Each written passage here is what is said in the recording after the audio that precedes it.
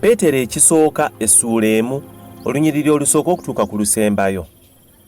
PETERO omutume wa Yesu Kristo eri abalonde abaasaasaana abatambuze ab'omu Ponto, Galatiya, Kapadokiya, Asiya ne Busuniya, abaalondebwa okusinziira ku kutegeera Katonda Kitaffe n'okutukuzibwa kw'Omwoyo olw'okugondera Yesu Kristo n'okumansirwa omusaayi gwe, ekisa n'emirembe byeyongerenga gye muli.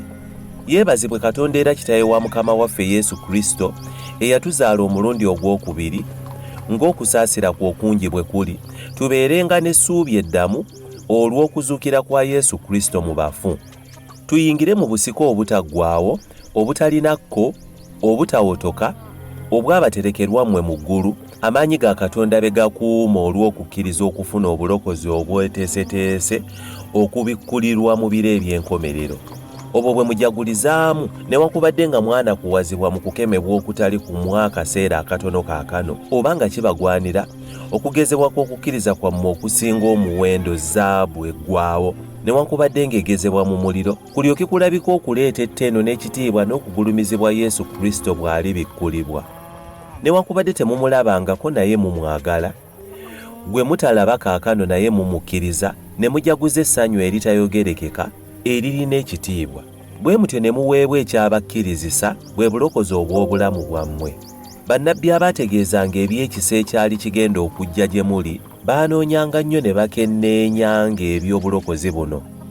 Baanoonya ebiro bwe biri oba bwe bifaanana Omwoyo wa Kristo eyali mu bo bye yalaga, ng'asooka okutegeeza ebibonoobono bya Kristo n'ekitiibwa ekibigoberera. Nabo babikkulirwa nga si ku lwabwe bokka wabula ku lwammwe, baweereze ebyo bye maakajja mubuulirwe kaakano abo abaababuulira Enjiri mu Mwoyo Omutukuvu eyatumibwa okuva mu ggulu, bamalayika bye beegomba okulingiza. Kale musibenga ebimi by'amagezi gammwe, mutamiirukukenga, musuubirirenga ddala ekisa ekibaleeterwa Yesu Kristo bw'ali bikkulirwa, nga temwefaananya okwegomba okwedda okuw'omu butamanya bwammwe. Naye ng'oyo eyabayita bw'ali omutukuvu era nammwe mubeerenga batukuvu mu mpisa zonna. Kubanga kyawandiikibwa nti, munaabanga batukuvu kubanga nze ndi mutukuvu. Asala omusanga awatali kusaliriza ng'omulimu gwa buli muntu bwe guli, mutambulenga n'entiisa mu biro byammwe eby'okuba abayise. Mumanye nga temwanunulibwa na bintu ebiggwaawo, ffeeza oba zaabu, mu mpisa zammwe ezitaliimu ze mwaweebwa bajjajjammwe, wabula n'omusaayi ogw'omuwendo omungi ogwa Kristo, ogulinga omwana gw'endiga ogutaliiko bulema newankubadde ebbala. Oyo yategeerebwa edda ensi nga tezinnatondebwa, naye n'alabisibwa ku nkomerero y'ebiro ku lwammwe. Okuyita mu ye mulina obuvumu mu Katonda eyamuzuukiza mu bafu n'amuwa ekitiibwa, okukkiriza kwammwe n'okusuubira biryoke bibeerenga mu Katonda.